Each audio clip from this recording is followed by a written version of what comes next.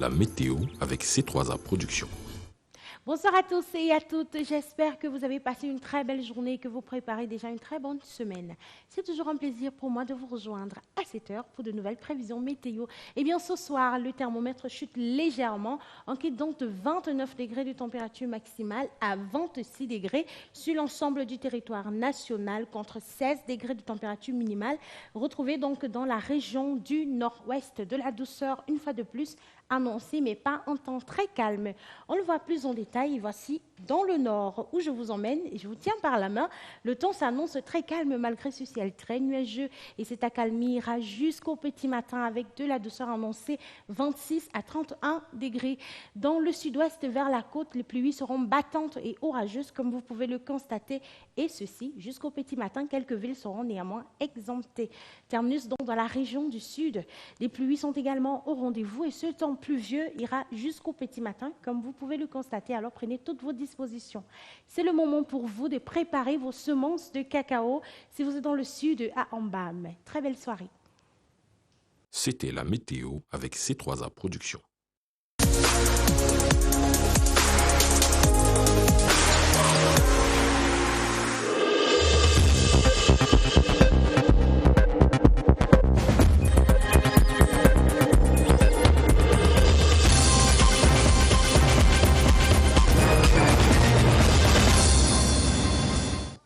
Madame, Monsieur, bonsoir et bienvenue au 20h30 de ce dimanche 21 mars 2021 à la une.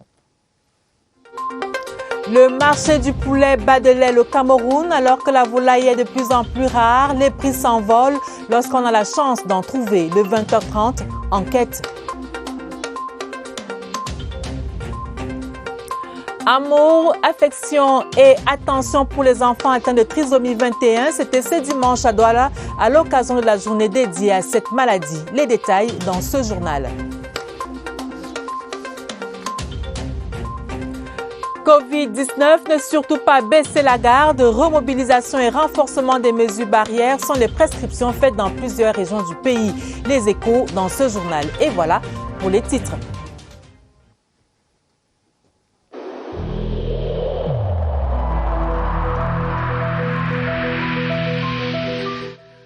Je vous exhorte de nouveau à porter vos masques, à vous laver régulièrement les mains et à faire appel à un médecin ou à tout autre personnel de santé au cas où des symptômes apparaissent.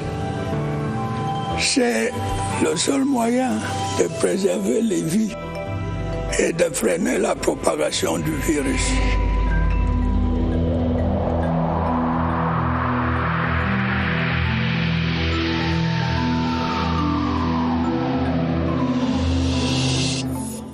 Une fois de plus, bonsoir. La réintégration des ex-combattants sera bientôt mieux assurée dans le sud-ouest. Un centre multifonctionnel, il verra le jour. La première pierre est posée. Coût des travaux, 1,5 milliard de francs CFA. Augustin Guizana.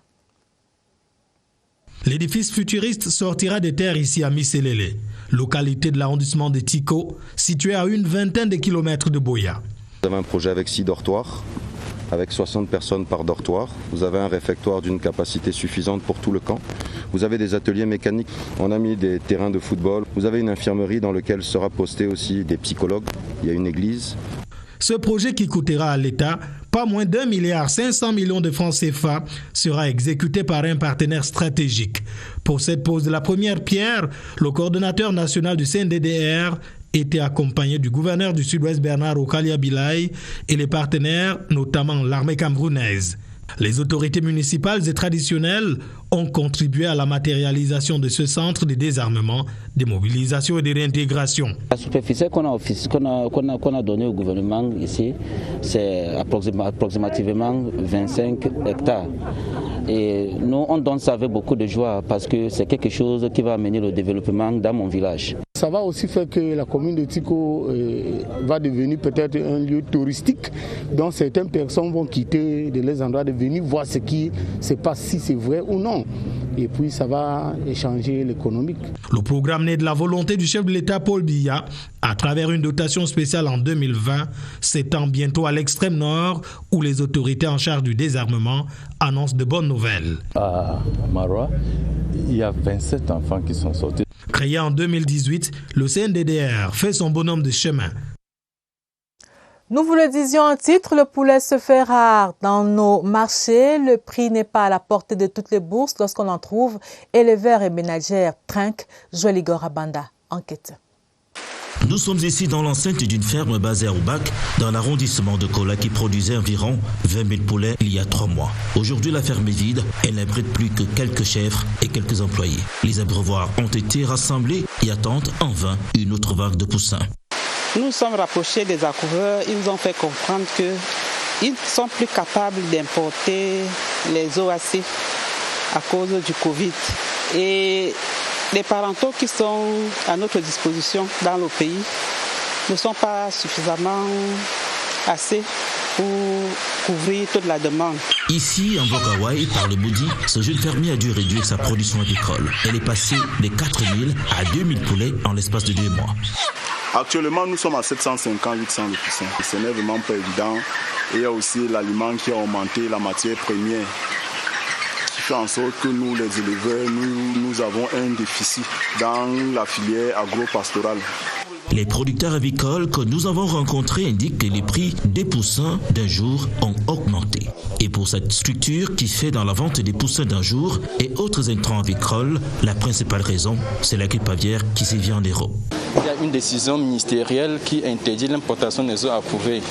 Et du coup, nous sommes servis de cette importation, ce qui fait qu'il n'y a que la production locale qui satisfait le marché actuel. Et cette production locale est inférieure par rapport à la demande.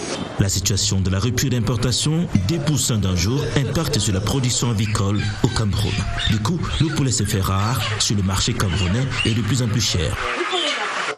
À l'origine de cette pénurie de poulets, vous l'avez entendu, la grippe aviaire qui sévit dans les pays où le Cameroun importe les œufs à couver et les poussins d'un jour. Le ministère de l'élevage et l'interprofession essayent d'atténuer le manque. Cyril Kingé, Mbépé. Novembre 2020, les principaux pays fournisseurs font face à la grippe aviaire. La règle indique qu'il faut arrêter tout import au moins 6 mois. Cette mesure arrive au moment où les cheptels de parentaux existants au Cameroun avaient déjà un certain âge, donc devraient être réformés. Aujourd'hui, il y a pratiquement un seul accouveur qui essaie tant bien que mal de fournir, n'est-ce pas, les éleveurs. Au Cameroun, les marchés depuis 2 mois font grise mine. Les réserves s'assèchent. Le poulet est cher, c'était prévisible. Les fermes qui ont été ravitaillées peut-être par des repros, les reproductrices, en 3 mois après, ils étaient déjà vieilles. Les restaurateurs, pour certains, prennent les précautions. On est fourni en chambre froide. On peut dire qu'il y a un problème pour le poulet. Nous, on le ressentira dans peut-être 3-4 mois. Le prix par oiseau grimpe. L'administration assure la veille. Le ministère de l'élevage fait beaucoup d'analyses de risque, de veille informationnelle pour appuyer les acteurs de la chaîne de valeur avicole, surtout ceux qui font l'importation des produits et des intrants, à trouver les pays où la situation est calme. Actuellement, on a l'Amérique latine, on a l'Amérique du Sud avec le Brésil. Les importations ne sont pas arrêtées, mais l'on pratique le principe de précaution pour éviter la grosse pénurie en décembre 2021. Les établissements scolaires de la KDI et de Messamena dans la région de l'Est disposent désormais de quelques salles de classe flambant neuves. C'est l'œuvre de l'association Hope for East Cameroon, conduite par Evelyne Manfil. Barbara Pajama, reportage. Acte 8 pour Hope for East Cameroon. Les humanitaires gardent la main sur le cœur pour continuer de toucher les populations les plus éloignées du développement. C'était la fête dans la KDI, à Nouaboubou, après réception des salles de classe et fournitures scolaires. Aujourd'hui, la motivation se conjugue au pluriel. L'année passée, on voulait une école, mais on a trouvé. Maintenant, là, on va venir à l'école. Nous, enseignants, nous serons en bonne tenue parce que nous étions incapables d'avoir même une simple chemise à cause de la qualité des bâtiments. Cette salle de classe va rehausser la qualité de l'éducation dans notre village. Ça n'a rien à voir avec le bâtiment en matériaux provisoires qui est à côté et je ne peux que dire merci à cette association. Après Batouri, les donateurs ont creusé la forêt de Messamna pour y implanter une maison d'astreinte des enseignants à Maleleu et une école à Djarout. Ils aiment partager. Une jeunesse qui s'associe pour apporter au développement de son pays et de voir nos cadets si heureux de par nos petites actions, c'est la plus grande fierté qu'on puisse avoir et de se dire que quelque part nous avons contribué à l'édifice. Cet élan de cœur est une synergie d'efforts pour assister le gouvernement dans le développement du Cameroun profond. Veiller à ce que leurs enfants soient assidus à l'école. Il n'est pas interdit que à partir de déjà que vous ayez des ministres, des DG. Nous devons exprimer notre humanité et le désir d'avancer. Déterminés, ces partenaires ont en ligne de mire tous les horizons du soleil levant. Sécurité routière, le réseau des parlementaires dédié à la cause lance une campagne de sensibilisation et a besoin de visibilité. Le président du réseau l'a confié au directeur général de la CRTV ce week-end. Le compte-rendu de Aboubakar Abou. Ils marcheront désormais sur des sentiers lumineux. La promesse et le principe leur ont été garantis par le patron des lieux, Charles Ndongo. En effet, le directeur général de la CRTV recevait en audience quelques-unes des têtes d'affiche du réseau parlementaire pour la sécurité routière. Objet de cette visite, mettre dans l'objectif des caméras de la CRTV les actions menées au quotidien par le dit réseau. Nous travaillons en partenariat avec la CRTV pour apporter des informations, pour sensibiliser le plus grand nombre de compatriotes dans l'espoir naturellement que le comportement vont changer. L'accord a donc été facilement trouvé et acté dans le mot et même dans l'action, car les différents responsables de départements impliqués dans la chaîne de production ont tracé des balises concrètes pour la réalisation de ce projet. Il s'est agi pour le directeur central du pôle TV, Ibrahim Chérif, des concerts avec ses collaborateurs, de proposer un conducteur d'antenne pour le passage du réseau. Un accord désormais éclairé qui roule résolument pour le confort et la sécurité des usagers. Et lorsque les députés vont lancer leur campagne, ils croiseront certainement ces usagers de la route qui jouent au chat et à la souris avec les éléments de la gendarmerie. C'était encore le cas ce week-end sur l'axe Yaoundé-Samelima et Bolova. Pierre Evembe. Axe Yaoundé-Samelima et Bolova, les gendarmes brillent par leur professionnalisme, car ici, presque tous les usagers contestent leurs infractions. Ici, on veut tout vérifier, la position du radariste et avoir la preuve qu'on a été flashé. Lorsque quelqu'un conteste son interpellation, nous avons deux options. Soit nous demandons au radar de nous envoyer l'image par WhatsApp. Maintenant, nous présentons au contravenant. Si celui-ci conteste et ne veut pas, on dépêche le véhicule au niveau du radariste, que celui-ci lui montre preuve à l'appui afin qu'il puisse venir se faire soit entendre, soit payer l'amende qui va avec. L'axe Yaoundé-Samelima et Bolova, c'est l'axe où le gendarme sait qu'il représente la loi qui le couvre si bien. Car ici, tout le monde est lié à. Et les intimidations tombent de partout. Sur cet axe, nous constatons beaucoup de trafic d'influence. Nous appliquons la loi et nous rendons compte à la hiérarchie. L'axe Yaoundé-Samelima et Bolova, le masque est important, mais toujours pas sur le nez. La gendarmerie, une fois de plus, accentue la sensibilisation dans le sens du respect des mesures gouvernementales. Des maisons d'habitation et des édifices publics détruits dans les locaux de la Sopecam dans la région du Sud, en cause les pluies diluviennes qui se sont abattues sur la région. La correspondance de Georges Ndji. Le passage de l'orage a fait des ravages à Nkoidjom, à une quinzaine de kilomètres des boulevards. Le toit de la maison de Jules Mvondo a été emporté. Le polygame, père des 6, est aux abois. Il ne sait à quel sens se vouer en cette saison des pluies. La nuit s'annonce à la belle étoile. Je me retrouve tout seul, dehors avec mes enfants. Mais pour avoir des moyens, moi je n'ai pas.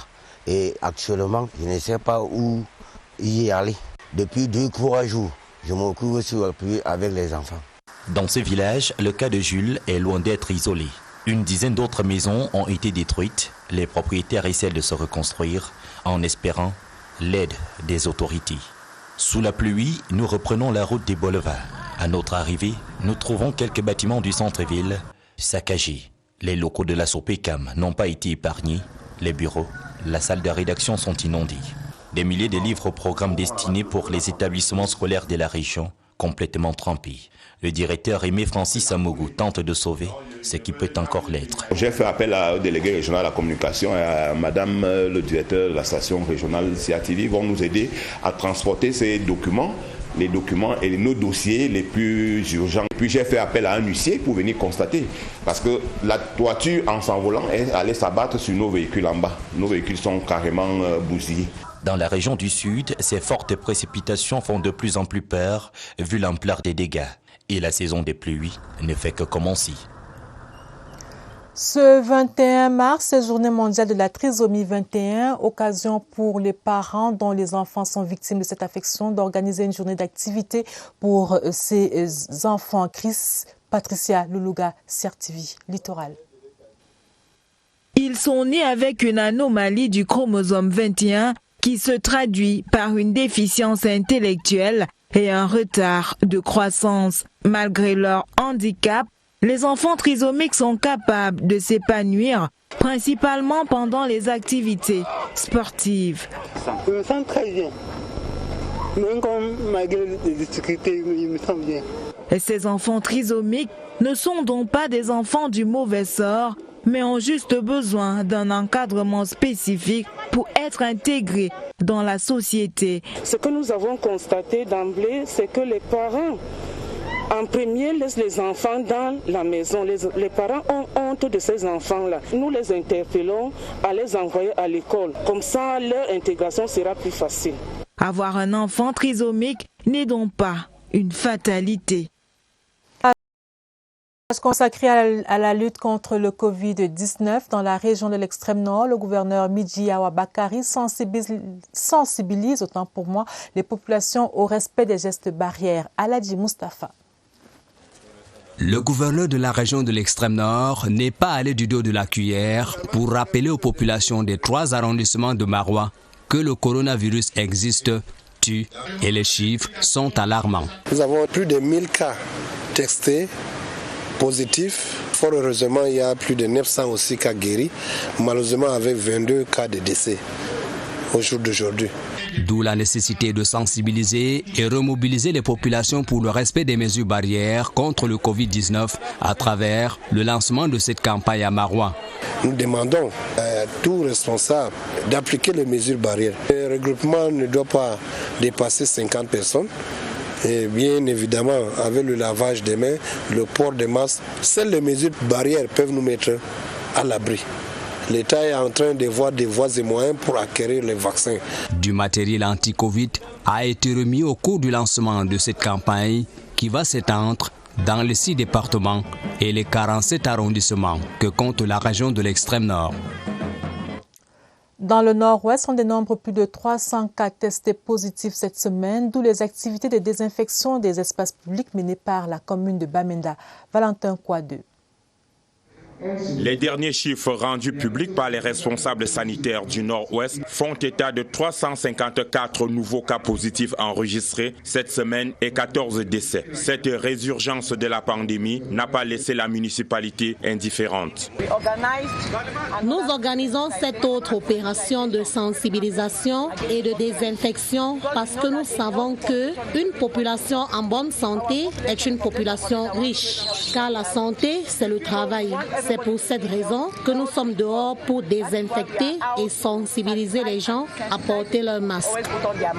Les 2 jours de campagne organisés par la mairie de Bamenda 1 ont consisté en la désinfection du marché de Bamenda 1, des bureaux administratifs comme les services du gouverneur, la préfecture de la Mesam, les locaux de la CRTV. Avec une synergie de force, le Covid-19 sera bouté hors de la région du Nord-Ouest.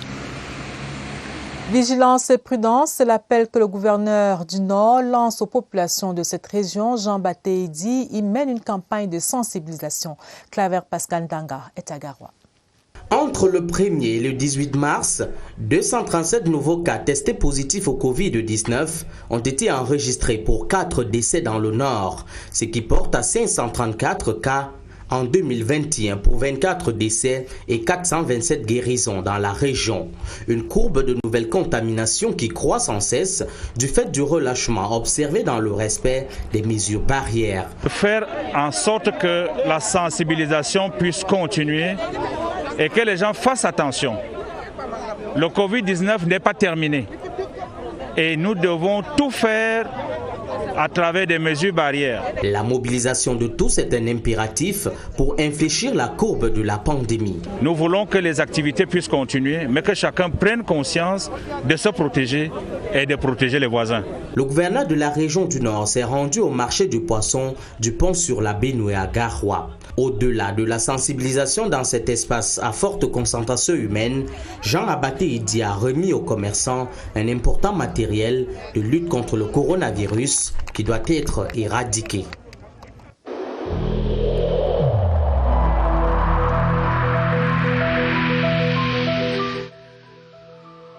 Malgré nos efforts, le Covid-19 a endeuillé de nombreuses familles et provoqué de graves difficultés dans le fonctionnement de notre économie et de notre société.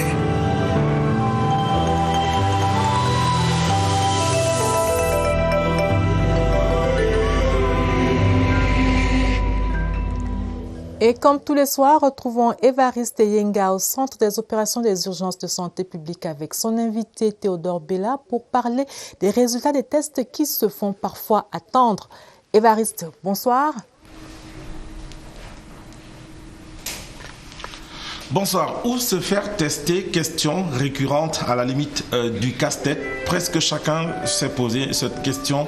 Se faire dépister au Covid-19.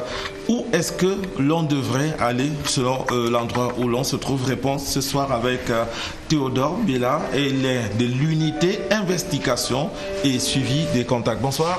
Bonsoir. Merci d'avoir accepté notre invitation. Dites pourquoi les tests sont effectués en matinée et refermés plutôt à 12h. Il faut passer par la lettre instruction de M. le ministre datant du 8 mars 2021 qui a bien voulu organiser les tests. Pourquoi les résultats se font parfois attendre?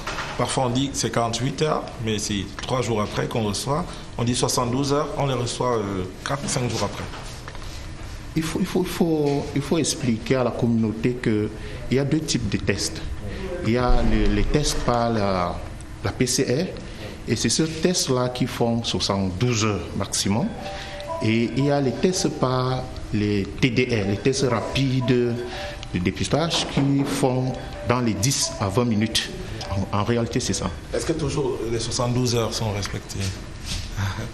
Les 72 heures sont respectées. On va même au-delà de moins de 72 heures, 48 heures, maximum 72 heures, vous avez votre résultat. Si vous le dites. Merci à vous, Théodore Bella, d'avoir répondu à nos questions. Vous le savez déjà, les tests, où ils se font et l'élasticité des résultats, c'est dû à ce que dans le laboratoire, il faut respecter un certain nombre de normes avant de procéder à la délibération. Voilà pourquoi il peut passer de 48 heures à 72 heures. Merci Évariste. Religion à la Presbyterian Church in Cameroun, le révérend Polycarpe Songhai Vercha a été installé ce dimanche comme pasteur à la paroisse PCC Bastos ici à Yaoundé. Ce culte spécial a réuni de nombreux fidèles venus prier le Seigneur afin qu'il guide leur nouveau berger. Michel Renaud, Ouanja. Avec la désignation du révérend Songhai Polycarpe Vercha, 53 ans, comme pasteur à la paroisse PCC Bastos et secrétaire du presbytérial Mungo Nord-Est, la PCC entend consolider ses acquis dans le chantier de la bonne nouvelle. Le culte spécial d'installation de ces serviteurs de Dieu a réuni des fidèles et nombreux leaders religieux issus de plusieurs obédiences. Au cours de sa prédication, le révérend Fonky Samuel Forba a appelé le nouveau promu à servir avec ferveur. On pense que le pasteur va faire son travail et va unifier les chrétiens et va faire grandir l'église de Dieu ici à Yaoundé et à East Mongo North Presbytery. Le révérend Djongai Polycarpe Vercha, qui a servi dans nombreuses paroisses du Nord-Ouest, mesure le poids de cette responsabilité. Avec l'aide des chrétiens, nous allons travailler avec les personnes déplacées des régions du Nord-Ouest et du Sud-Ouest pour leur intégration sociale. Ce culte spécial a également permis d'intercéder pour la paix et la cohésion au Cameroun. Le maire de la commune de Banganté, le Dr Jonas Kwamo, repose désormais à Bamena, son village natal dans le département d'Undé. Il a été inhumé ce samedi. Le gouverneur de l'Ouest, Awafonka Augustine, y représentait le chef de l'État, Christine Boaesso. Cette décoration comme grand officier de l'Ordre national de la valeur à titre posthume par Awafonka Augustine, représentant du chef de l'État, traduit à suffisance la valeur de cette étoile qui disparaît dans le ciel de Banganté, le docteur Jonas Kwamo. C'était un homme extrêmement humain, parfaitement humain, qui pensait vraiment à l'autre. Nous allons faire continuer avec effectivement une fondation Jonas Kwamo pour l'éducation. Garde du défunt maire, l'image d'un maire Android, c'est vraiment quelqu'un avec qui on avait mis en place un projet de modernisation. Ces nombreuses qualités ont été d'un très grand apport dans les grandes batailles politiques dans l'Undé, ont reconnu ses camarades du RDPC. Message de condoléances du comité central. Le pharmacien aguerri qu'il était a su continuer l'œuvre qu'avait laissée son prédécesseur Célestine Ketcha-Cortez, aujourd'hui ministre de l'Habitat et du Développement urbain. Va, mon président, homme de travail, homme de terrain. Tu as transformé le lac municipal et tu as laissé l'Undé, Banganté en vaste chantier. Témoin de ces hommages dignes du grand homme qu'il était, les membres du gouvernement Emmanuel Ngannou Messi, Georges Elanga Obam, le secrétaire général du comité central du RDPC Jean Kuete, Micheline Samo, représentante du président du Sénat, et l'honorable Théodore Dato. Le premier anniversaire de la mort du patriarche Fotso Victor commémoré ce dimanche à la paroisse Christ-Roi d'Ombourg. La messe dite a été l'occasion d'appeler les fidèles à l'amour et au pardon. André Aristide Combat, CRTV Ouest. C'est cette chapelle construite par le défunt où il communiait et où il a célébré sa dernière messe d'action de grâce qui a servi de cadre à la célébration eucharistique de ce 5e dimanche de carême articulé autour de l'amour matérialisé par le don de soi. Célébrant cette messe anniversaire, nous voulons dire merci à Dieu pour tout ce que le patriarche a été au milieu de nous, mais davantage pour ce qu'il représente aux yeux du Seigneur en ce moment. Le Seigneur, à travers lui, a réalisé des grandes choses ici-bas. Et la famille Fotso sait que son départ nous concernait tous. L'essentiel de la famille du patriarche, recoupé autour du successeur, Damien Pascal Ngapé Fotso, a manifesté son désir de cohésion à travers les lectures bibliques et l'élévation des intentions de prière sous la conduite du fils adoptif. Nous répondons en réalité à une invitation du successeur désigné du patriarche, Papa Ngapé Fotso Damien, puisqu'il faut l'appeler ici. Hier, c'était un fils. Aujourd'hui, c'est le Père. Nous devons nous accommoder. En marge de la liturgie de la parole et de la liturgie eucharistique, les témoignages ont été édifiants. La chorale a tenu en haleine des fidèles en exécutant le répertoire des chants de louange préférés par l'illustre disparu. Religion encore, Monseigneur Clément Djewel commémore son jubilé d'or depuis son ordination sacerdotale il y a 50 ans. Le prélat a été tour à tour enseignant et curé de paroisse, recteur et vicaire général où il n'a cessé de conduire les âmes vers le Père. Rufine Kacham, CRTV Littoral. 50 ans après sa première messe qu'on célébrait avec Monseigneur Thomas Mongo, Monseigneur Clément Djewel commémore ce jubilé d'or d'ordination presbytérale dans un esprit d'abandon total à Dieu. Je n'ai rien fait, c'est Dieu qui a tout fait. Donc rendre grâce à Dieu et avoir la force de vivre ma vie en action de grâce. À la cathédrale Saint-Pierre et Paul de Douala, celui qui se définit comme le Fils de la Divine Providence rend grâce à la Très Sainte Trinité pour ce fructueux ministère, comme le réitère Monseigneur Marcelin Damier. Le Père Clément est un monument pour nous tous. Il nous a appris l'amour du travail, la vie de discipline et la régularité dans tout ce qu'on a à faire. Si j'ai fait le déplacement de Batouri pour ici, c'est pour rendre gloire à Dieu pour ce qu'il a été pour nous, un modèle. Depuis son ordination presbytérale il y a 50 ans, l'ouvrier apostolique qui a été tour à tour enseignant, curé de paroisse, recteur, vicaire général n'a cessé de conduire les âmes au Seigneur. Occasion pour ses fils et filles spirituels de dire merci à ce bâtisseur infatigable. Si depuis 2016 il a pris sa retraite, ce pasteur reste très actif dans la vie de l'Église, surtout dans le domaine de la catéchèse où son expertise est sollicitée dans plusieurs diocèses. À l'étranger, présidentiel au Congo-Brazzaville ce dimanche était donc jour de vote. Les portes de 5700 bureaux de vote se sont fermées sans incident majeur. Denis Sassou Nguesso, candidat à sa propre succession, a voté à Brazzaville et a déclaré à sa sortie des urnes qu'il a vu le peuple mobilisé prendre part au processus électoral. Sport, troisième journée du championnat de football Elite One. Le Canon sportif de Yaoundé s'impose par 2-1 face à Young Sports Academy de Bamenda. Une victoire qui ramène la sérénité dans les rangs de Mekok Mongonda après la défaite de la journée précédente. Compte rendu, Robert Badjek. Victoire dans la douleur pour le Canon sportif de Yaoundé à l'occasion de la troisième journée du championnat Elite One face à Young Sport Academy de Bamenda. Parfaitement entré dans le match avec un système offensif en 3-5-2, le Mekok Mongonda trouve la faille dans le premier quart d'heure sur un beau mouvement conclu par Gilles Vivian et Nanombel. Canon maîtrise la partie et les incursions timides des visiteurs sont enrayées par la paire Onanamvogo et Zoa en défense centrale. Seulement, à la dernière minute de la première période, le portier de Canon relâche la balle sur une sortie et Emmanuel Akbor, qui n'en demandait pas tant, remet les deux équipes à égalité. À la reprise, même scénario. Canon est dominateur et comme en première mi-temps, trouve rapidement la faille.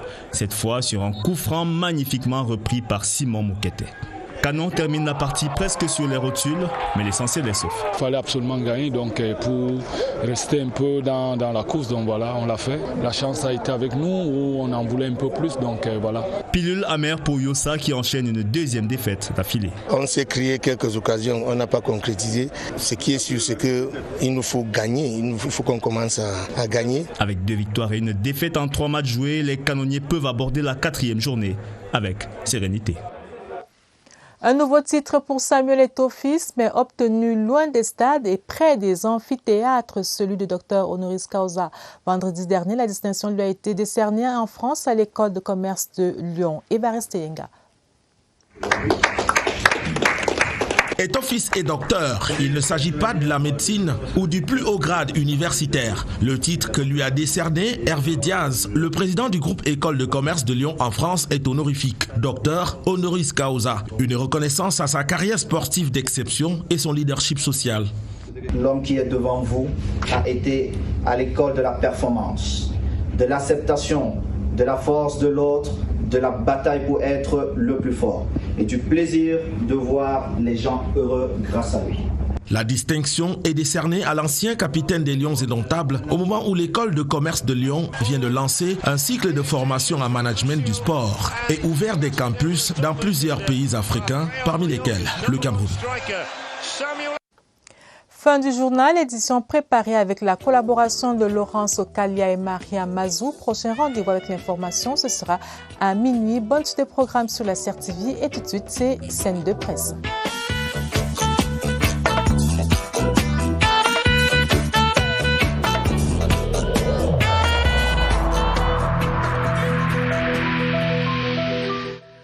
Je vous exhorte de nouveau à porter vos masques, à vous laver régulièrement les mains et à faire appel à un médecin ou à tout autre personnel de santé au cas où des symptômes apparaissent.